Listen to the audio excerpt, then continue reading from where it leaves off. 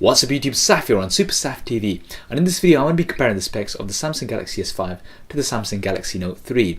So both of these are very popular lines for Samsung, the Galaxy S series as well as the Note series, and there's going to be lots of people who are going to be confused as to which one to go for, the S5 or the Note 3, and hopefully this video will help you find the key differences between these two. So what is different and which is the better device for you? Well, do hit that thumbs up button and let's find out in this head-to-head spec comparison. So let's start off with the size, which is the biggest noticeable difference between these two. The Note 3 is a phablet, it's considered a phablet, so it is larger, 9.2mm in height, 6.7mm in width, and 0.2mm in terms of thickness. So not a huge deal larger, but it is definitely larger compared to the Samsung Galaxy S5. Now the reason for that is that it's got a larger screen. You've got a 5.7 inch screen on the Samsung Galaxy Note 3 compared to a 5.1 inch screen on the Samsung Galaxy S5. So you do have a larger screen with more real estate on the Note 3. Resolution wise, both of these have the same resolution at 1920 by 1080, so full HD on both of these devices. However, the Samsung Galaxy S5, because it's a smaller screen with the same amount of pixels, you've got a better pixel density, so you've got roughly about 432 ppi compared to the 386 ppi on the Samsung Galaxy Note 3. Nothing major, you're not really going to notice much of a difference in terms of ppi between these two. Now in terms of the differences in screen size, it does come down to your personal preference. If you're somebody who likes a larger screen, yes, you have to carry around a larger device, but you may just eliminate the need for having a tablet. The S5 does have an advanced adaptive display that they were saying, so depending on where you are, it's going to be able to really dim down the device or really brighten it up, say for instance when you're in sunlight. So that's another advanced feature that the S5 screen does have. Now because the Note 3 is larger, it also weighs a little bit more, 23 grams more compared to the Samsung Galaxy S5. And in terms of the build material, the Samsung Galaxy Note 3 has a leather style back. So now this isn't leather, it's plastic made to look and feel like leather, and it's got some stitching as well to represent a notebook. This is quite nice actually, I do like it. It feels really nice in the hand, it's quite grippy. The Samsung Galaxy S5, they've tried to go with something similar to this, but it's not a leather style, it's more of a dimpled texture, so it's soft touch.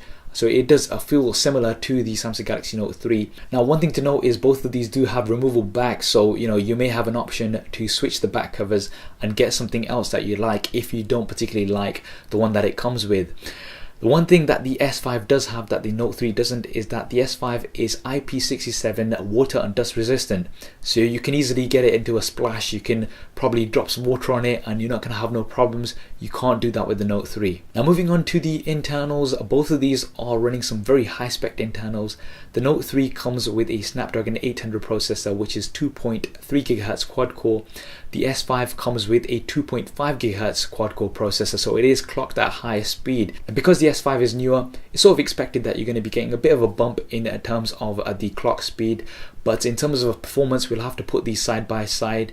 Now the Note 3 is also available in an octa-core version. This is for the international markets.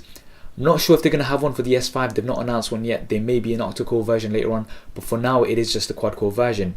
Now in terms of the RAM, the Samsung Galaxy S5 comes with 2GB of RAM. The Samsung Galaxy Note 3 comes with 3GB of RAM. So now this is one of the only smartphones with 3GB of RAM, and that is mainly to take advantage of some of the advanced multitasking capabilities that the Samsung Galaxy Note 3 has. Now the different storage versions available, the Samsung Galaxy S5 comes in either 16 or 32GB storage versions. You've not got a 64GB anymore. The Note 3 comes in either 32 or 64GB versions. So straight from the base, you're going to have a lot more storage on the Samsung Galaxy Note 3. Both of these do have expandable storage as well, micro SD up to 64GB. This is something great on Samsung devices. Most Samsung devices out there will let you have expandable storage, so you're not stuck with what you initially get. Now moving on to the cameras, the Note 3 has a 13 megapixel camera, probably one of the best cameras of 2013. The S5 builds on that, and you've got a 16 megapixel camera now, so it's got more megapixels and it's also apparently a larger sensor. There's also lots of new features, just to mention a few on the S5. You've got fast autofocus.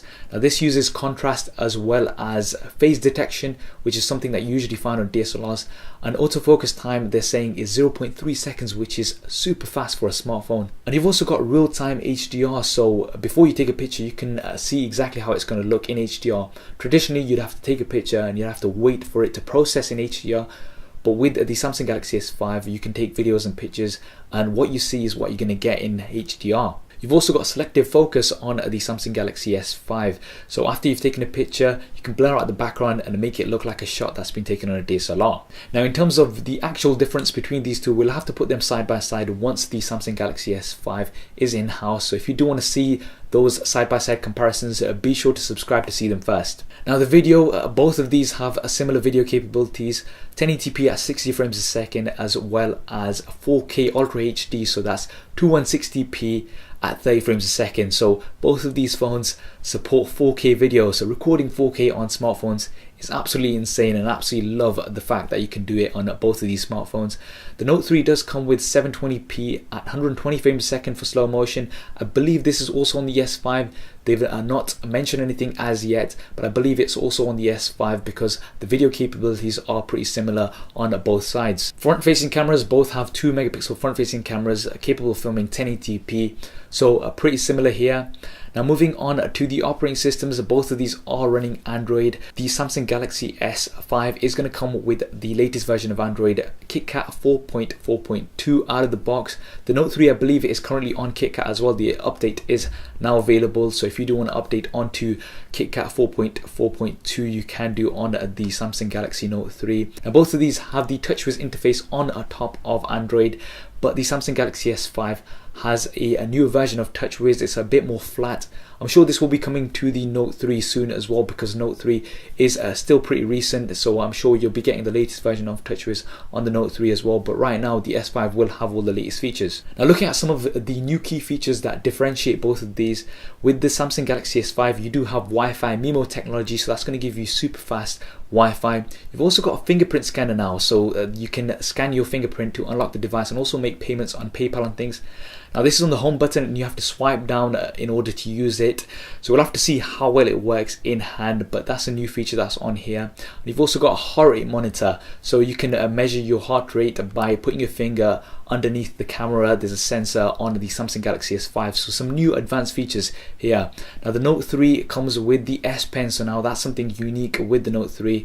You're going to be able to do lots of different things, advanced multitasking, you can draw windows and things, and those will pop up. And you've got lots of other features which use the S Pen, which make the Note 3 unique from lots of other smartphones. Now moving on to the batteries, the Samsung Galaxy Note 3 has a 3200 mAh battery. The Samsung Galaxy S5 has a 2800 mAh battery. Now both of these are removable, and the Samsung Galaxy Note 3 has a larger battery because it's a larger body, so you can fit a larger battery into it. The S5 however is supposed to have a better stamina, so it's supposed to be 20% better than the Samsung Galaxy S4, and it's also got an ultra power saving mode which is going to switch pretty much everything off and give you a black and white screen just so you can use the phone and really extend the battery in emergencies. Now finally, looking at the price, the Samsung Galaxy Note 3 right now you can pick it up off contract for roughly about $650 or around about £500 here in the UK, and that's for the 32GB base version. The Samsung Galaxy S5, there's no confirmed reports in terms of the price, but I'd expect it to be roughly between £600 to £650 here in the UK, or between $700 to $750 in the US. Those are the usual flagship prices when the Galaxy device is released. Now when is it going to release? Well, they're saying April, early April time. 11th of April is the date that they're saying, so hopefully you'll be able to get hold of a Samsung Galaxy S5 on the 11th of April 2014. So there we have it, the Samsung Galaxy S5 versus the Samsung Galaxy Note 3. The Note 3 has already been very popular. No doubt the Samsung Galaxy S5 is also going to be very popular. Now both of these are at the high end of the smartphones out there and have some of the best internals out there as well. There are a few differences. The Note 3 has the larger screen with the advanced multitasking and the S Pen, whereas the Samsung Galaxy S5 is dust and water resistant. It's got the fingerprint scanner and the heart rate monitor and lots of these other features. So it really depends on what you prefer. Which one do you prefer? Which one will you be going for? Which one do you think is better? Do drop me a comment below and let me know your thoughts. I hope you enjoyed this video and found it useful. If you did, as always, please do hit that thumbs up button for me. It really does help me out. And why not subscribe to the channel? I've got plenty more content coming up in here, including a full S5 review when it is out. Thanks for watching. This is Saf on Super Saf TV, and I'll see you next time.